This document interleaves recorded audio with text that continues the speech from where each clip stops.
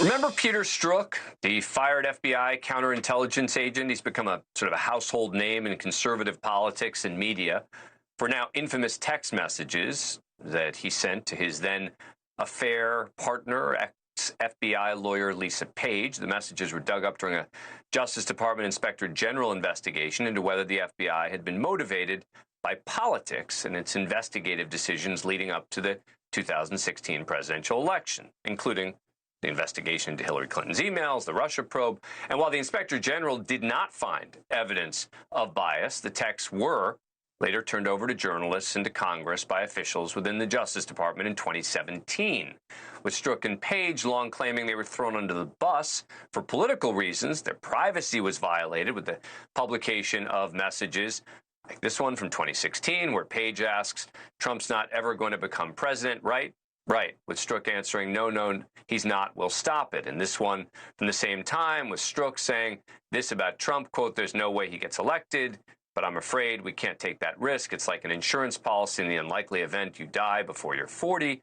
Or this one from Page earlier that year where she said, "God, Trump is a loathsome human." Now, Strzok and Page have both said their text messages were taken out of context. They have explained what they meant by them. And they've insisted there was nothing conspiratorial. I mean, for example, the insurance thing, they said it was just an example they were using. And now they're each getting big payouts from the DOJ. A total, between the two of them, $2 million in a settlement to lawsuits they brought alleging the DOJ violated their privacy by releasing the texts. But the kicker is that one of the DOJ officials who signed off on the release of those text messages, the Justice Department's head of privacy, Peter Wynn, remains on the job. He works there still, despite the DOJ clearly being unwilling to defend that decision in court. They're not admitting wrongdoing still.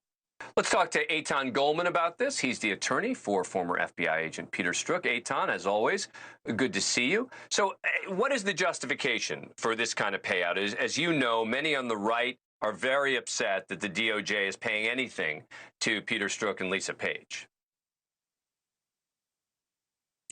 The justification, Dan, is basically what the Attorney General said in response to Jim Jordan's questioning him during a hearing a couple of weeks ago.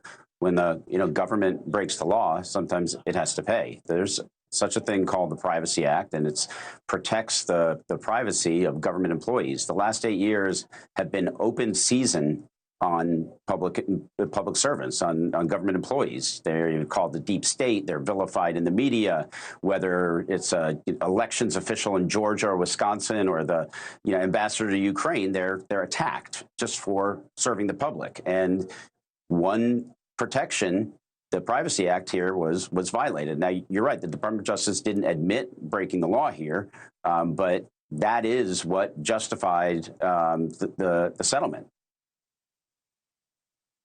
Let me play that piece of sound you mentioned. This is from Attorney General Garland. This is number 2 testifying when Jim Jordan questioned him about this. Privacy Act doesn't distinguish between people we like and people we don't like, information we like and information we don't like.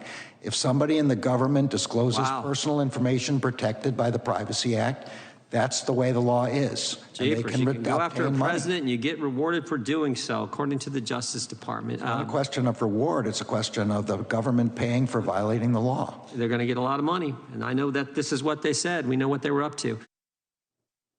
Now, Aitan, if the DOJ hadn't settled, what would have happened? Meaning your lawsuit would have moved forward and potentially, ended up in front of a jury? A trial. I think it probably would have been a bench trial in this case, but it would have ended up in front of a federal judge. And that's where I think we're going to end up on Pete's constitutional claims. We settled the Privacy Act claim. We are going forward with our constitutional claims that Pete was illegally fired in violation of his constitutional rights because he was fired for political reasons. And we look forward to vindicating that important right in court. What is Peter Strzok doing these days?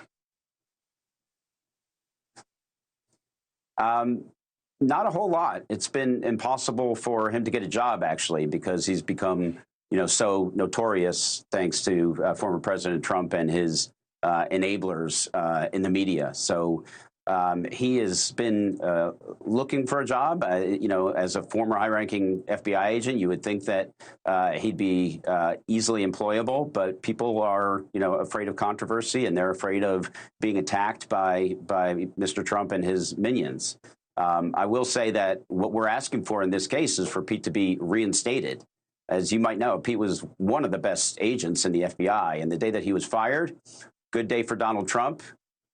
Bad day, good day for Putin, bad day for America. And we are looking forward to getting Pete back in that role. I'm sure Jim Jordan's going to be delighted when that happens. Thank you for watching. Go to newsnationnow.com to find NewsNation on your cable provider. And don't forget to click the red subscribe button below to get more of NewsNation's fact-driven, unbiased coverage.